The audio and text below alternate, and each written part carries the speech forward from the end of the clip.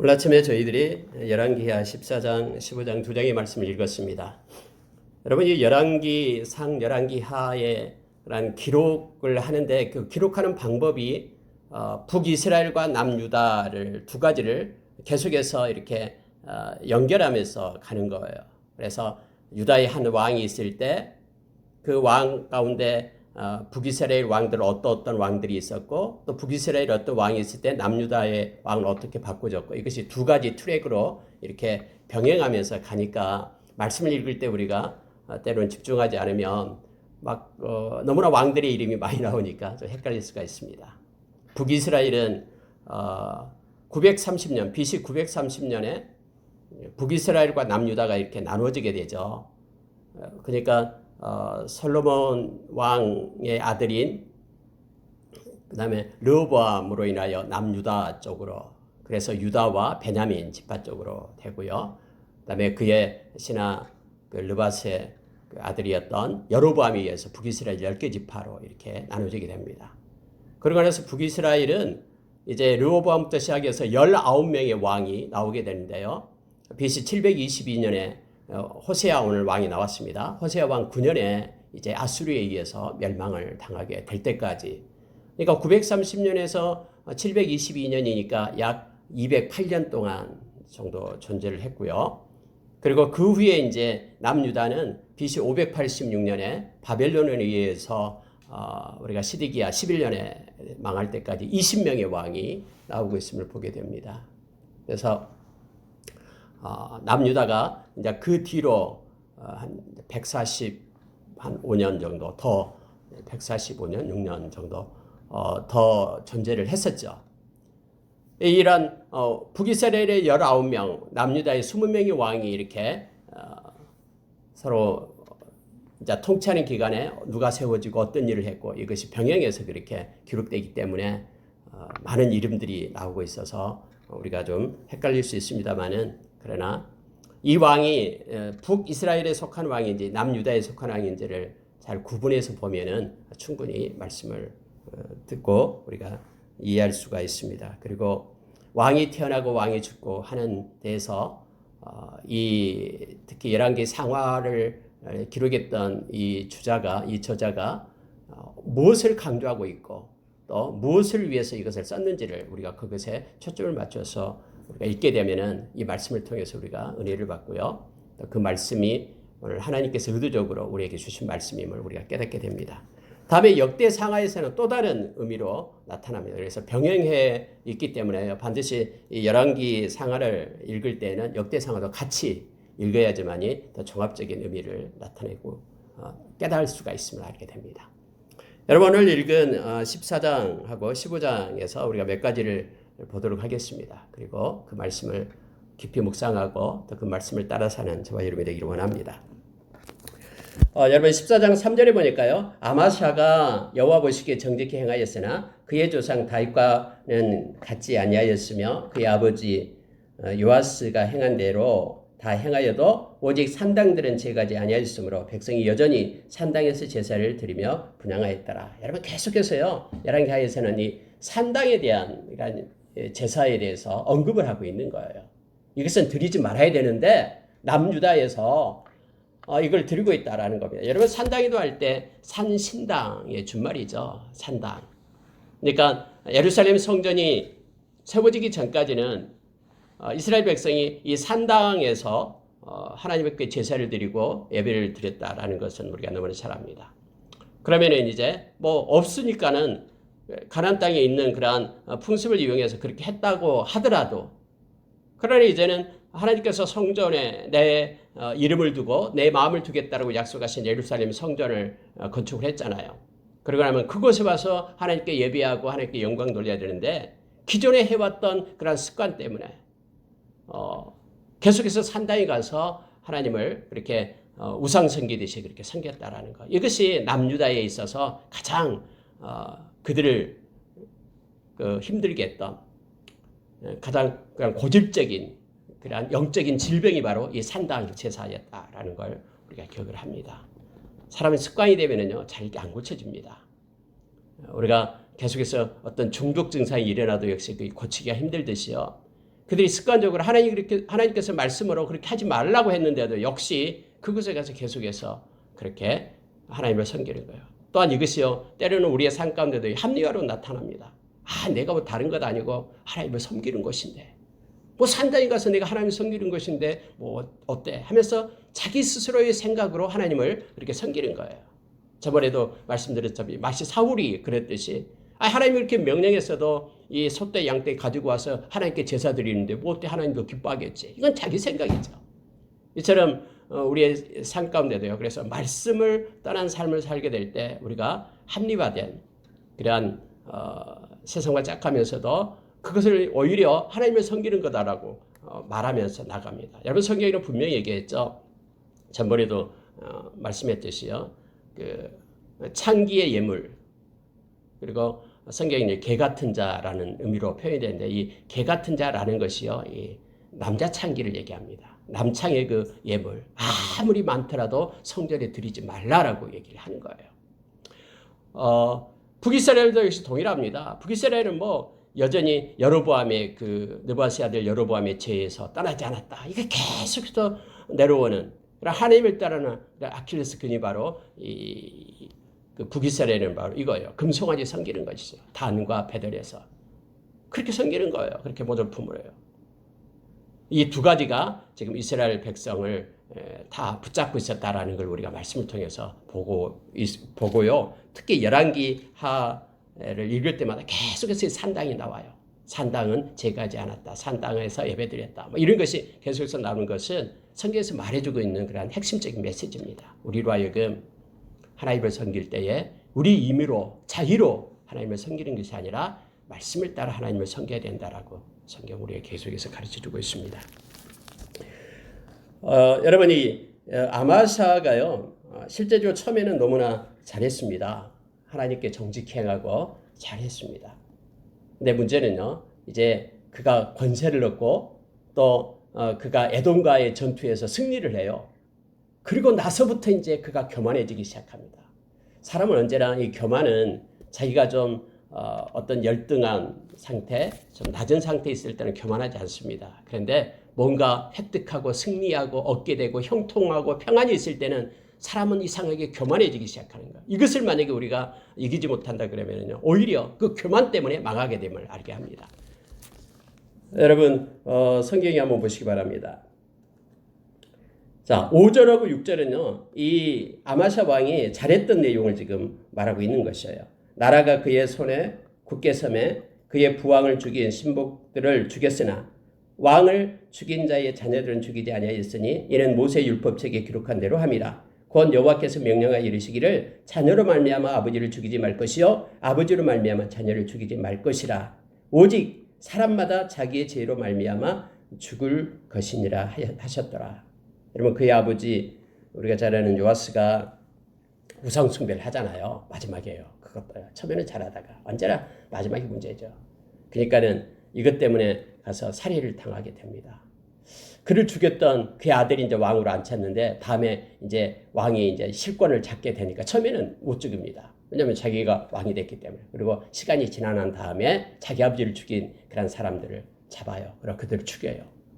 그런데 그의 가문을 멸족시키지 않았다라는 거죠.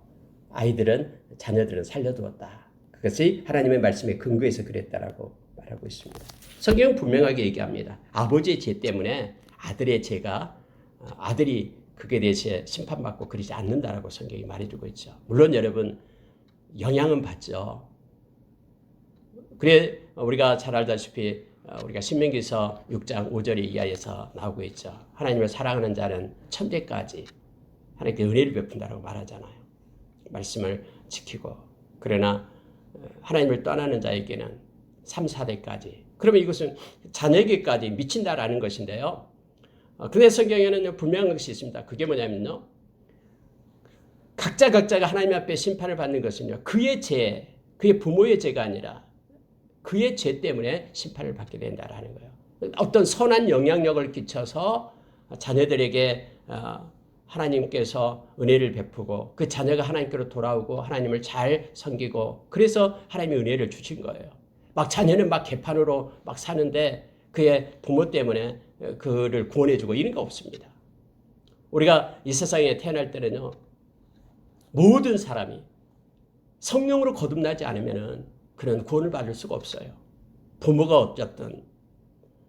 그래서 각자가 예수 그리스도를 만나야 되는 거예요. 그리고 성령으로 거듭나야지만이 천국 백성이 된다는 것을 우리가 기억하기 원합니다. 죄도 역시 동일합니다. 오직 사람마다 자기의 죄로 말미암아 죽을 것이니라. 하나님께서 그렇게 말씀하고 있음을 보게 됩니다.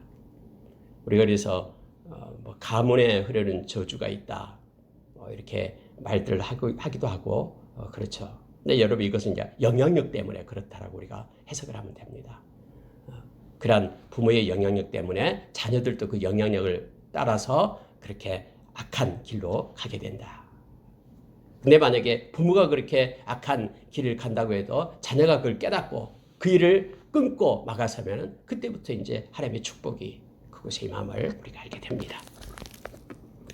아마사가 잘못한 것이 뭐냐면 7절이에요. 보십시오. 아마사가 소금 골짜기에서 에돔 사람 10,000명을 죽이고 또 전쟁을 하여 셀라를 취하고 이름을 욕되이리라 하였더니 오늘까지 그러하니라. 여러분, 여기서 나와 있지 않는데요.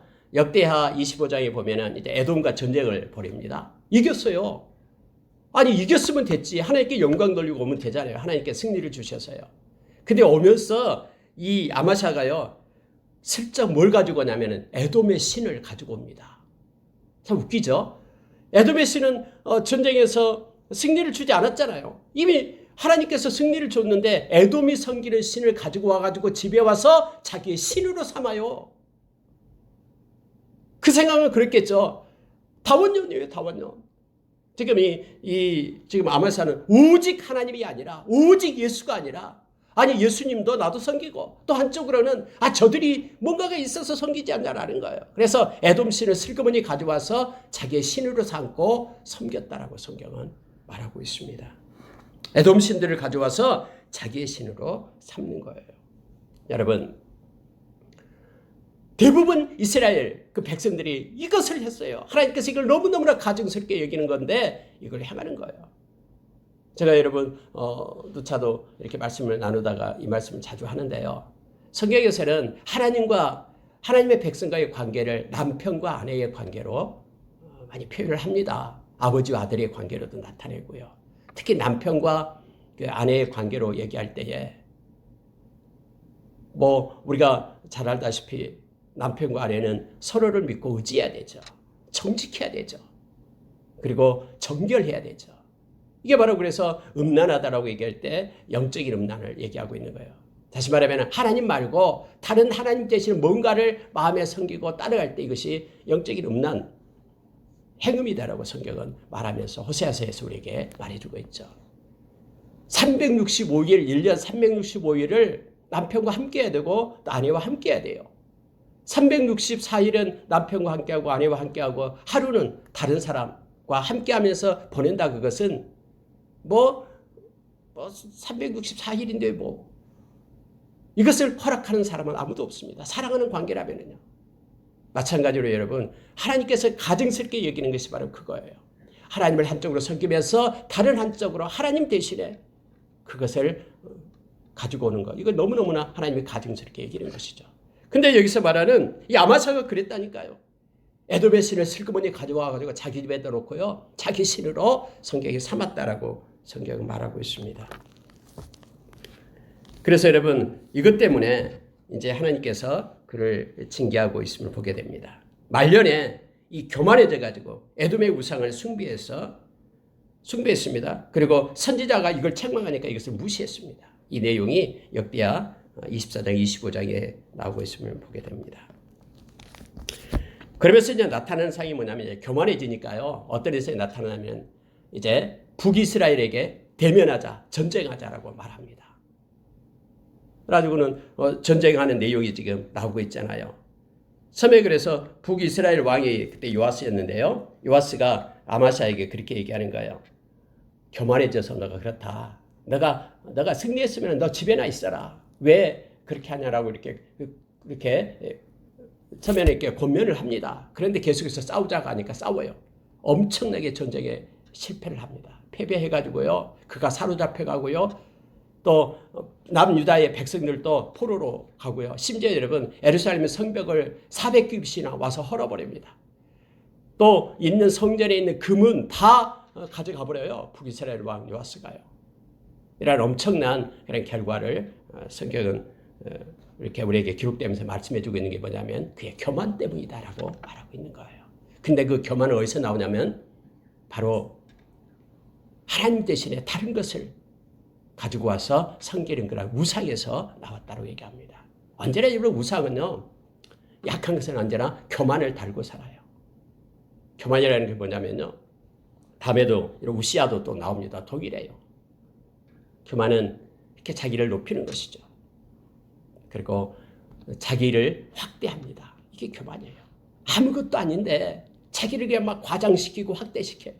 그래서 과장되게 말하고 확대하게 말하는 사람에게는 그의 마음 가운데 그 마음속 깊은 곳에 교만이 있어요.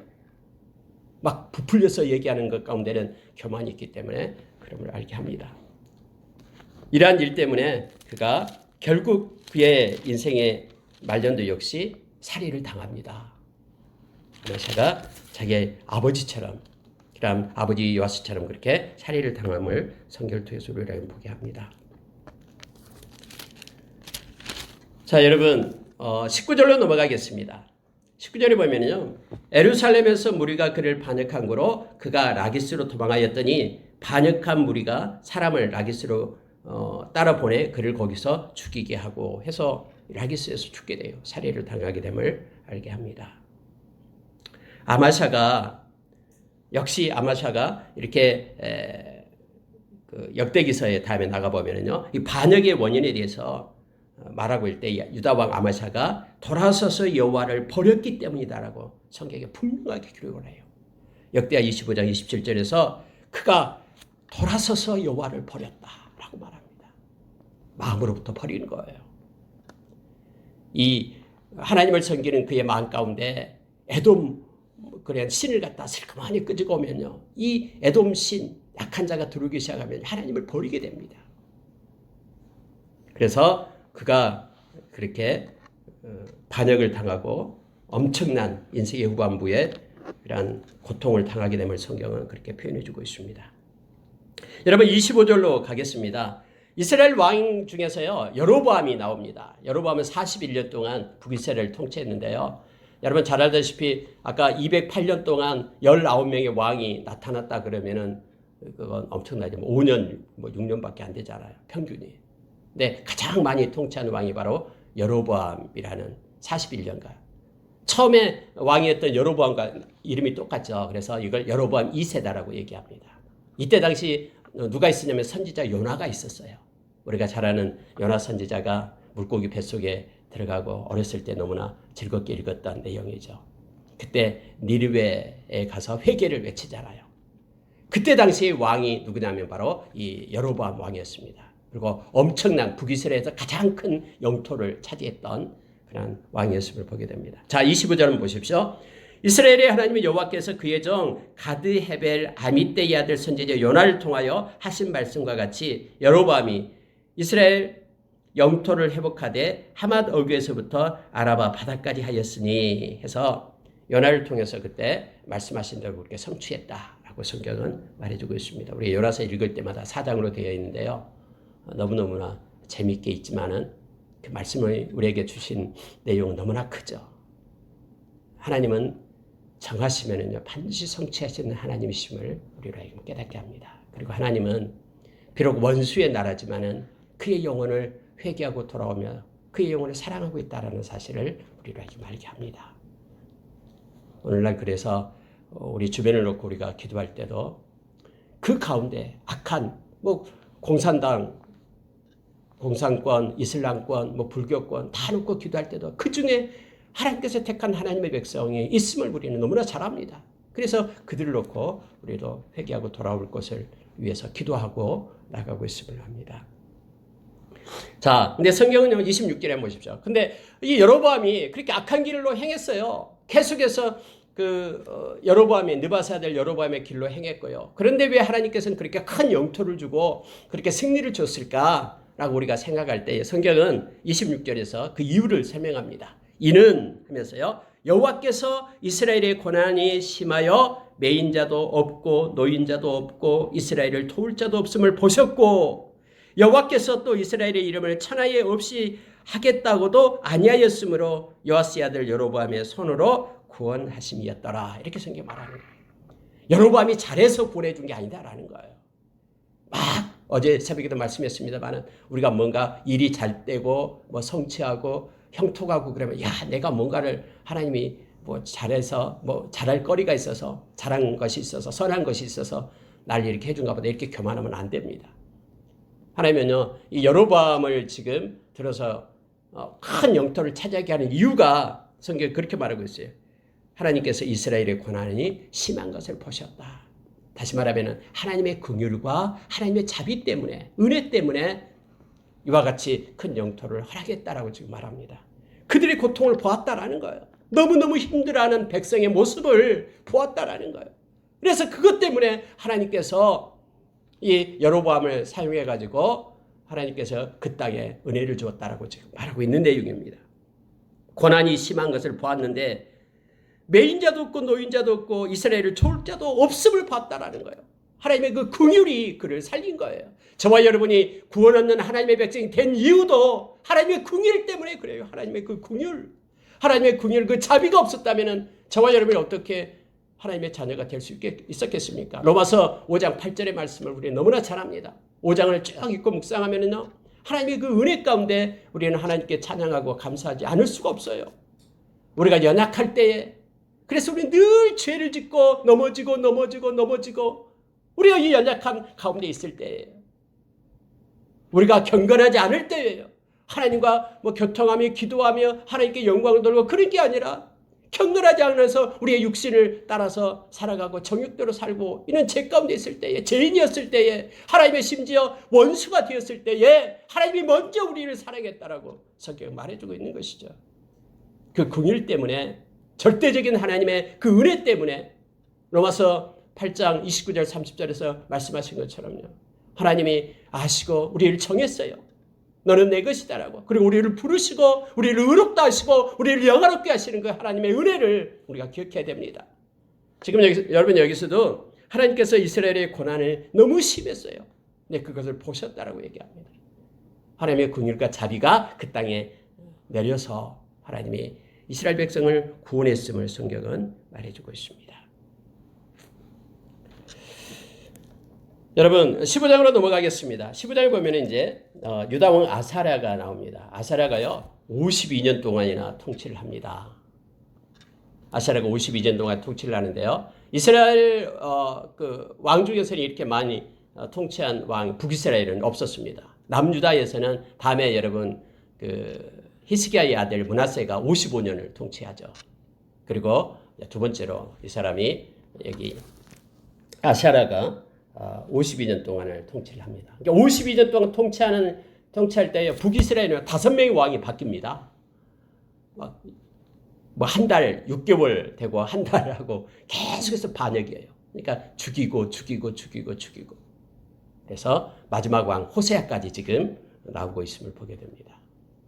이 북이스라엘 왕 그 여로보암 시대가 가장 전성기였었거든요. 근데 여로보암이 그때가 죽을 때가 BC 753년이었으니까요. 722년이니까 약 33년, 4년 이 사이에 나머지 왕들이 이제 다 바뀌게 되는 거예요. 그 시대가 주로 이 아사랴 시대인데요. 아사랴는 이름이 두 가지예요. 이 오늘 읽은 말씀 가운데도 두 개 나와죠. 13절 보십시오. 유다 왕 우시야 이렇게 표현했죠. 오히려 우시야로 더 잘 알려져요. 아사랴가 바로 우시야입니다. 동일한 사람이다라는 걸 기억을 하시기 바랍니다. 52년 동안 다스렸는데요. 동일하게 여러분 4절 보십시오. 오직 산당은 제가지 아니하였으므로 백성이 여전히 그 산당에서 제사를 드리며 분향하였고 라고 되어 있습니다. 계속해서 이 주자는 이것을 써서 우리로 하여금 알게 하는 거예요. 하나님의 말씀으로 하나님을 섬기라라고 우리에게 가르쳐주고 있습니다.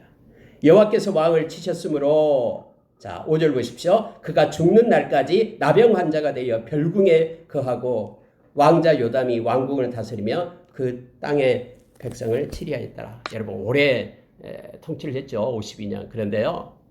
그의 인생의 후반이 나병 환자로 살았어요.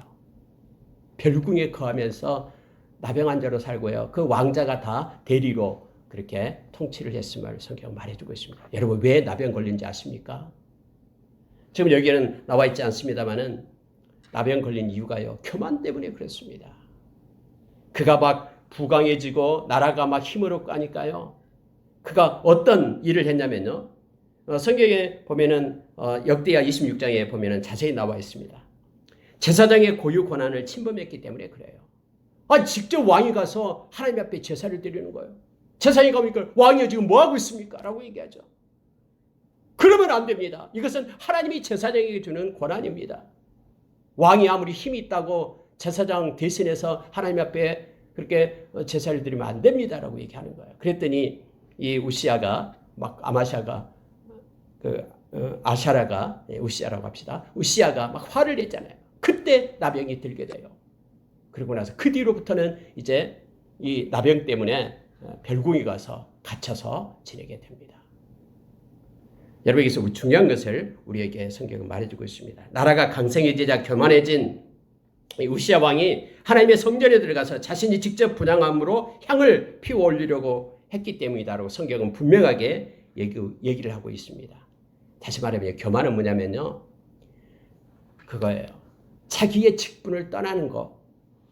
자기가 맡고 있지 않는 것인데 자기에게 허락되지 않는 것을 얻으려고 하는 것이 바로 교만입니다.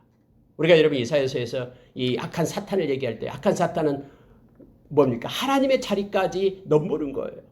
이건 자기 자리가 아니잖아요. 자기에게 주어진 걸 행할 때 이것이 주어진 것 안에 있을 때가 우리가 겸손이에요. 그리고 우리가 이걸 조심해야 됩니다. 하나님께서 내게 주어지지 않는 것까지 내가 행하려고 할 때는 이것이 교만입니다. 그래서 그걸 방해하는 세력에게 막 분노하고 화를 내고 하죠. 이 교만의 특징입니다. 악한 사탄이 그랬거든요. 하나님의 자리를 차지하려고 했거든요. 하나님께서 허락해 주신 것 감사로 그래서 받을 때 겸손해지는 것입니다. 감사가 없으면요. 불만할 때는요. 이게 교만과 연결이 된다는 것을 우리가 기억을 해야 됩니다. 하나님이 내게 주신 능력 또 내게 주신 것 물질 내게 주신 것에 대해서 하나님 감사합니다. 라고 나가면서 이렇게 감사를 가지게 될 때 우리가 겸손의 기본이 됨을 알게 합니다. 우시아는 이것 때문에 아무것도 아닌데 그 제사장의 그 자리에 내가 능력이 있고 권세가 있으니까 할 수 있다라는 그것 때문에 평생을 별궁에서 나병 환자로 살게 되었음을 성경 말해주고 있습니다. 여러분 12절에 한번 보시기 바랍니다. 이제 12절을 보니까요. 여호와께서 예후에게 말씀하여 이르시기를 내 자손이 4대 동안 이스라엘 왕 위에 있으리라 하신 그 말씀대로 과연 그렇게 되니라. 하나님께서 이렇게 예후에게 말씀했거든요. 선지자를 통해서요. 4대 동안만 있게 될 것이다. 근데 성경은 그대로 성취되었다라고 지금 우리에게 말합니다. 예후 다음에 요아스가 나왔죠. 요아스 다음에요. 자, 스가랴가 나옵니다. 스가랴가 8절에 나옵니다. 6달 동안 그가 왕이 됩니다.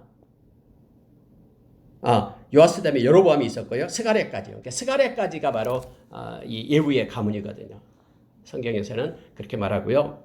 근데 야베스의 아들 살룸이 반역해서 대신 쳐 죽이고 왕이 되었다. 그런데 그 살룸은 바로 한 달 동안 왕이 되었다고 얘기합니다. 그도 또 무나엠이 또 일어나가지고 그를 또 쳐 죽여요. 계속해서 반역하고 나타나는데 자 무나엠이 나올 때는요. 물론 이때는 이제 우시아 남유다의 왕은 우시아였습니다. 자 15절 16절 한번 보시기 바랍니다. 그때 무나엠이 디르사에서 와서 딥사와 그 가운데에 있는 모든 사람과 그 사방을 쳤으니 이는 그들이 성문을 열지 아니하였습니다. 그러므로 그들이 그곳을 치고 그 가운데 아이벤 분열을 갈랐더라. 이렇게 성경되어 있죠. 무나엠이 이제 반역하고 올라왔는데 이 딥사라는 성이 있는데 딥사에서 문을 열어달라고 했어요. 그랬더니 문을 안 열어줬어요. 너는 반역했기 때문에 우리가 동조하지 않겠다라고 얘기하죠. 이것 때문에요. 딥사에 있는 사람들을 다 죽여버립니다. 이 무나엠이 가서요. 심지어 여러분 아이벤 분열을 갖다 배를 갈랐다라고 성경이 말했죠. 이 갈랐다라는 표현이요. 갈기갈기 찢었다라는 뜻이에요. 원어가요. 근데 여러분 성경에 보면 이 표현이 잘 나오죠. 다음에 아수르가 와서 사마리아 북이스라엘을 그렇게 멸망시킬 때도 그렇고요. 또 바벨론이 와서 남유다를 멸망시킬 때도 이 표현이 나와요. 아이벤 부녀가 부녀의 배를 갈랐다. 이런 표현이 나옵니다. 근데 그때 당시에 여러분 이것이 하나의 관용구예요. 관용구. 그러니까 이 악한 자가요. 이렇게 어떤 나라든 어떤 점령하는 자가 이제 노예를 삼고 할 때는요. 이렇게 잔인하게 그렇게 굴었다라는 것을 성경이 말할 때에 아이벤 자 부녀의 배를 갈랐다. 이렇게 표현을 합니다. 실제도 그렇게 했고요. 그렇게 관습적으로 그렇게 행해졌다라는 것을 그 역사 기록을 통해서 이렇게 볼 수가 있습니다. 자, 19절로 넘어가겠습니다. 아수르 왕이 드디어 등장합니다. 여러분, 아수르라 그러면요, 이제 위에 이렇게 아람이 있고요. 아람 그 위쪽이 바로 아수르 지역입니다. 그래서 이 아수르가 다음에 아람을 먹어버리죠. 통치해서요. 그래서 아수르에 의해서 북이스라엘이 망하게 되는데, 자, 19절 보시기 바랍니다. 아수르 왕 불이 와서 그 땅을 치려하며 무라헴이 은 1000달란트를 불에게 주어서 그로 자기를 도와주게 함으로 나라를 자기 손에 굳게 하고자 하여 그 은을 이스라엘 모든 큰 부자에게 강탈하여 각 사람에게 은 50세겔씩 내게 하여 아수르 왕에게 주었더니 이 아수르 왕이 되돌아가 그 땅에 머물지 아니하였더라. 여러분, 자그마치 은이 얼마냐면은 은 1000달란트예요. 성경에 기록된 이건 엄청난 것입니다. 은 1000달란트. 돈이 없어요. 그러니까는 그 부자들한테 막 강탈을 합니다. 그리고 심지어요, 배당까지 줘요, 배당. 각 사람에게 근데 50세겔씩을 내라. 그래서 다 그 사람들한테 다 걷어요. 그 백성들한테요. 그래가지고 그것을 불에게 줬다라고 얘기하죠. 그러니까 불이 그걸 가지고 돌아갔다라고 말하는데 다음에 다시 와요. 그래서 또 멸망시켜요. 이런 내용이 성경에 기록되고 10년 후에 와서 끝나죠. 근데 여러분이 불이라고 얘기할 때 불은 누구를 얘기하냐면요. 바로 불이요. 이 밑에 나와요. 자, 29절에 한번 보시기 바랍니다. 이스라엘 왕 베가 때의 아수르 왕 디글랏 빌레셀 이렇게 되죠. 디글랏 빌레셀이 바로 불이에요. 불을 똑같은 사람입니다. 그러니까 불이라는 표현이 바로 바벨론식 표현입니다. 아수르가 옛날에는요. 한참 그 힘이 세가지고 밑에 바벨론까지도 다 점령을 했어요. 그래서 바벨론을 2년간 통치합니다. 그때 얻었던 이름이 바로 이 불이었어요. 엄청난 세력이죠. 그러니까 놀래가지고 이 무라헴이 막 모든 돈을 다 긁어서 다 줬다라고 성경은 말하고 있는 것입니다. 그 다음에 부가히야 베가가 나오게 되고요. 그리고 다음에 이제 호시아까지 나와서 북이스라엘이 끝나는 장면으로 나오고 있습니다. 자, 여러분 37절 보고 마치겠습니다. 유다의 우시아가 52년간 통치하고 그의 아들 요담이 이제 죽으니까 요담이 이제 왕이 되고 나가는데요. 역시 35절에도 다시 보면 오직 산당을 제거하지 아니하였으므로 백성이 여전히 그 산당에서 제사를 드리며 분향하였더라. 이걸 계속해서 이 지금 말하고 있는 거예요. 우리로 하여금 이걸 깨달으라고. 모조품 신앙 갖지 말라라고. 하나님 앞에 말씀대로 섬길 것을 그렇게 성경은 요청해 주고 있습니다. 37절 보고 마치겠습니다. 그때 여호와께서 비로소 아람 왕 느신과 느말라의 아들 베가를 보내어 유다를 치게 하였더라. 라고 성경 말합니다. 성경에서 여호와께서 비로소라는 단어를 써요. 아람 왕 느신하고 느말라의 아들 베가. 그래서 두 명이 와가지고 유다를 치게 됩니다. 여러분 이 내용에 대해서는 역대하를 찾아보면 없어요. 이 내용이에요. 근데 이 내용은 어디에 보면 나와 있냐면요. 우리가 이사야서를 보면 나와 있습니다. 이사야서 7장 8장에서 이 내용이 나오고 있습니다. 하나님께서는 이스라엘 백성을 치게 되는데 여기서 여호와께서 비로소 쳤다라고 얘기합니다. 이스라엘 백성이 하나님을 떠나고요. 우상으로 또 산당 제사로 얼룩져 있을 때에 하나님께서 이들을 이용해 가지고 깨닫게 하기 위하여 남유다를 갖다 이렇게 치게끔 그렇게 합니다. 내가 깨닫지 못합니다. 말씀을 마치겠습니다. 오래전부터 이스라엘 백성들은 하나님께 제사를 드리는 전통적인 그런 장소였던 산당, 이것을 하나님의 성전을 지은 다음에도 청산하지 못합니다. 그리고 자기의 편의주의에 의해서 또 물들은 그러한 그 가나안의 그러한 전통과 서로 타협하고 야합해서 그렇게 자기 방식대로 하나님을 섬겼던 것들을 보게 됩니다. 여기에 대해서 하나님께서는 그렇게 징계를 하고 또 그렇게 하나님이 경고를 하지만 남유다 역시 깨닫지 못하고 계속합니다. 그리고 결국 하나님께서 돌아오지 않기 때문에 하나님께서 약속하신 대로 바벨론에 의해서 멸망을 당하게 됨을 알게 합니다. 오늘날 하나님의 백성들이 주의해야 될 것이 바로 그겁니다. 그냥 겉모습은 삶의 외모는 하나님을 섬기고 있지만은 이면적인 것을 가지고 마음으로 믿어 하나님을 마음으로 믿어야 됨을 의에 이른다라고 말했듯이 하나님께 영광 돌리는 우리의 중심이 있어야 됨을 알게 합니다. 오늘날 코로나 때문에 너무나 힘듭니다. 그리고 특히 또 교회에서 여러 가지 사람들이 나와서 너무 마음이 아픕니다. 이럴 때일수록 우리는 하나님께 뜻을 묻고 하나님의 배 엎드려 기도하고 또 하나님의 긍휼과 자비를 구하기를 원합니다. 오늘 하루도 하나님 우리가 온전히 하나님을 섬기지 못했습니다. 용서해 주시고 말씀이 말한 대로 온전히 또 진실되게 하나님을 경외함으로 섬기는 하나님 백성 되게 해달라고 우리가 기도하며 하나님과 동행하는 하루가 되기를 원합니다. 기도하겠습니다.